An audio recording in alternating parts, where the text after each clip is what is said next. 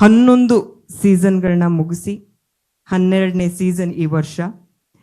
Usually ನಾವು launch press meet ಅಂತ ಮಾಡ್ತಾ ಇದ್ವಿ, ಅದಕ್ಕಿಂತ ಮುಂಚೆನೆ ಈ ಅಪ್ಡೇಟ್ಗಾಗೆ ಮಾಡಿರುವಂಥ ಪತ್ರಿಕಾಗೋಷ್ಠಿ ಇದು.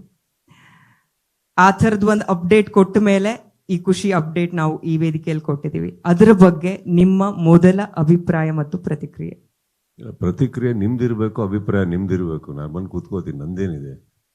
C everything is very honestly done. ನಾನು ಅವಾಗ ಮಾಡೋಕ್ಕಾಗಲ್ಲ ಅಂದಿದ್ದು there was honesty to it. ಯಾಕಂದರೆ ಟ್ವೀಟು ಆ್ಯಕ್ಚುಲಿ ಒಂದು 2-2.5 ಗಂಟೆಗೆ ಹಾಕಿದೆ. ಸೊ ಬಹುಶಃ ಯಾರೂ ತುಂಬ ಸೀರಿಯಸ್ ಆಗಿ ತೊಗೊಂಡಿರಲಿಲ್ಲ, ಅದನ್ನು ಪ್ರಕಾಶು ತೊಗೊಂಡಿರಲಿಲ್ಲ.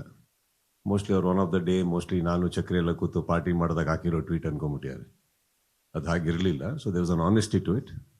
ಐ ಥಿಂಕ್ ವಾಪಸ್ ಬಂದಿದ್ದು has got an equal honesty. Will speak about it as an the press meet happens. So I think ಈ AVs ನನಗೇನು ಗೊತ್ತಿಲ್ಲ. Actually I just say today and that was very overwhelming. And ನಾವು ವಾಪಸ್ ಬರೋದಕ್ಕೆ one of the main prime reasons ಕೂಡ ಪ್ರತಿಯೊಬ್ಬರು ನಮಗೆ ಹೇಳಿದ ರೀತಿ ಇರ್ಬೋದು, ಕರೆದಿದ್ದ ರೀತಿ ಇರ್ಬೋದು, ಬೇಕು ಅಂತ ಹೇಳಿದ ಒಂದು ವಿಧಿ ಇರ್ಬೋದು. So there's a lot of thing that happen and yeah today we are here and I am very happy. Especially ಆ AVs ಎಲ್ಲ ನೋಡಿದಾಗ, ಜನಗಳ ಅಭಿಪ್ರಾಯಗಳನ್ನ ನೋಡಿದಾಗ at least it's very touching. So I think ಅದು ಬಿಟ್ಟಾಕಿ ಅದು ಆ್ಯಕ್ಚುಲಿ ಅಲ್ಲಿ ಬರ್ಬೇಕಾದ್ರೆ ನನಗೆ ಇಲ್ಲೇ ನಾನು ಹಿಂದೆ ಕೂತಾರಲ್ಲೇ ತುಂಬ ಹ್ಯಾಪಿನೆಸ್ ಕಾಣಿಸ್ತಾ ಇತ್ತು, ಕೇಳಿಸ್ತಾ ಇತ್ತು ನನಗೆ. So I think I am quite happy about it. ಪ್ರತಿ ಸಲ ನಿಮ್ಮನ್ನ ಯಾವುದೇ ವೇದಿಕೆ ಮೇಲೆ ಇನ್ವೈಟ್ ಮಾಡುವ ಆಡಿಯನ್ಸಿಗಾಗಿರ್ಬೋದು, ಕೋಟ್ಯಾಂತರ ಅಭಿಮಾನಿಗಳಿಗಾಗಿರ್ಬೋದು, ಬಿಕಾಸ್ ಅಷ್ಟು ಗಟ್ಟಿಯಾಗಿ ನೀವು ಈ 11 ವರ್ಷ ಅವರ ಮನಸ್ಸಲ್ಲಿ ನೆಲೆಯೂರಿರುವಂಥ ರೀತಿ ಅದಕ್ಕೆ ಕಾರಣ. 11 ವರ್ಷ ನೀವು ನಿರೂಪಣೆ ಮಾಡಿರೋದು, ಹೋಸ್ಟ್ ಮಾಡಿರೋದು ಇಡೀ ಪ್ರಪಂಚದಲ್ಲೇ ಒಂದು ಮೈಲ್ ಸ್ಟೋನ್, ಮೈಲಿಗಲ್ಲದು. ಈಗ 12 ಸೀಸನ್ 12 ಕೂಡ ನೀವೇ ಹೋಸ್ಟ್ ಮಾಡ್ತಿದ್ದೀರಾ ಅನ್ನುವಂಥ ವಿಚಾರ ಇವತ್ತು ರಿವೀಲ್ ಆಗ್ತಾ ಇದೆ.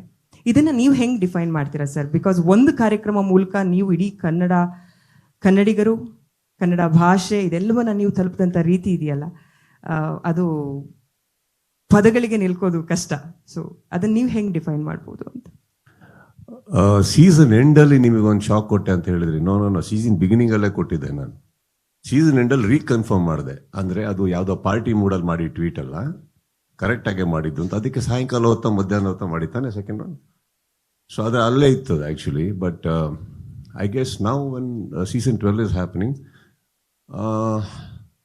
ಬಹುಶಃ ಹೋಗಿರೋ ರೀತಿ, ನಮ್ಮ ಟೆಕ್ನಿಕಲ್ ಟೀಮ್ ಅವರು ಅದನ್ನು ನಡೆಸ್ಕೊಡ್ತಾ ಇರೋ ರೀತಿ, ಅದು ಬೆಳೀತಾ ಇರೋ ರೀತಿ, this is more exciting to the present contestants as well as the viewers ಅಂತ ಅನ್ಕೋತೀನಿ, ನಮ್ಮೆಲ್ಲರಿಗಿನ್ನ.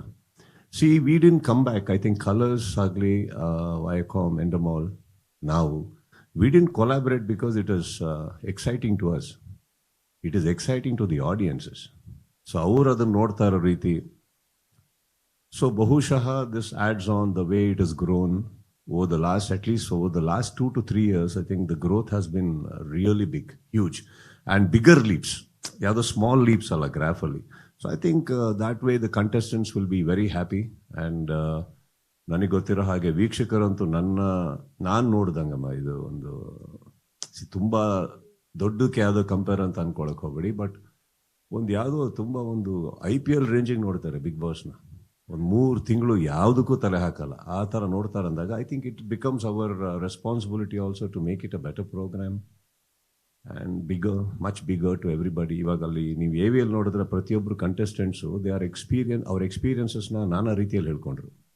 ಅವ್ರಿಗೆ ಹೇಗೆ ವೈಯಕ್ತಿಕವಾಗಿ ಹೆಲ್ಪ್ ಆಗಿದೆ. Because I personally believe Bigg Boss ಅನ್ನೋ ಒಂದು ವೇದಿಕೆ ಏನಿದೆ, ತುಂಬ ಜನಕ್ಕೆ ಒಂದು ಕೆರಿಯರ್ ರೂಪಿಸ್ಕೊಟ್ಟಿದೆ. ಆಲ್ರೆಡಿ ಎಕ್ಸಿಸ್ಟಿಂಗ್ ಕೆರಿಯರ್ನ ಇನ್ನೂ ನೆಕ್ಸ್ಟ್ ಲೆವೆಲಿಗೆ ತೊಗೊಂಡು ಹೋಗಿದೆ. ಅವರ ಪರ್ಸನಾಲಿಟಿನ ಇಂಡಸ್ಟ್ರಿಗೆ, ಜನಗಳಿಗೆ ಎಲ್ಲರಿಗೂ ಪರಿಚಯ ಮಾಡಿಕೊಟ್ಟಿದೆ. ನೀವು ಒಬ್ಬರು ವ್ಯಕ್ತಿ, ನಿಮ್ಮಲ್ಲೊಂದು ವ್ಯಕ್ತಿತ್ವ ಇದೆ, ಕಲೆ ಅನ್ನೋದು ಬಿಟ್ಟು ಅನ್ನೋದನ್ನು ಕೂಡ ಹೊರತುಪಡಿಸಿ, ಅದೆಲ್ಲ ಹೊರತುಪಡಿಸಿ ಹೇಳ್ಕೊಡುತ್ತೆ. So I think it's a very big stage and it's coming back in a bigger way. I am happy for that.